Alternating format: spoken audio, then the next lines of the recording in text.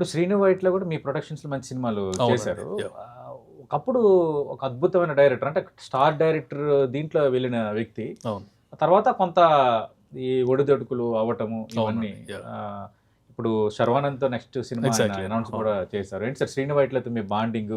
అంటే ఆయన అంత సక్సెస్ పాత్రలు వెళ్తూ ఒక్కసారిగా పడిపోవటం అవన్నీ ఎట్లా అనిపించింది మీకు? బాధేనండి, because is very close to me and we use to be roommates long back. And తర్వాత కూడా నాకు ఇండస్ట్రీలో తెలిసిన వ్యక్తి తను ఒక్కడే.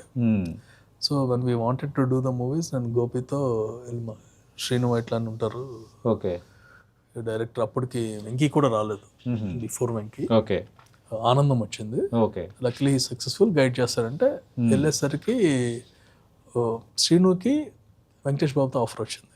ఓహో అప్పుడు and luckily he can choose the producers and he chooses. Okay and followed by Dookudu, తర్వాత ఆగడు చేసాము. అండ్ తర్వాత తనకి ఇదైంది.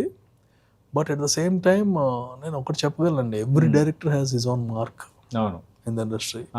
అండ్ ఇప్పుడు రాజమౌళి గారికి ఒక మార్క్ ఉంటుంది, త్రివిక్రమ్ గారికి ఒక మార్క్ ఉంటుంది, సుకుమార్ గారికి ఒక మార్క్ ఉంటుంది. And Srinu Vaitla mark is different. అంటే ఎంటర్టైన్మెంట్ అంటే టక్ మన commercial entertainment he has that mark. అంటే ఇప్పుడు అనిల్ రావిపూడి సినిమాలు చూస్తున్నప్పుడు నేను ఒకసారి ఓల్డ్ డేస్కి వెళ్తే శ్రీను వైట్ల సినిమాలన్నీ ఇట్లా ఉండేవి.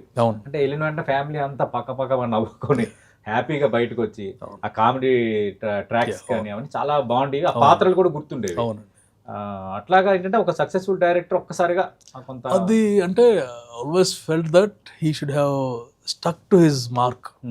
అంటే మీ మార్క్ నే చాలా మంది ఫాలో అవుతున్నారు, సక్సెస్ అవుతున్నారు. And he need not deviate. Benchmark అయ్యాడు.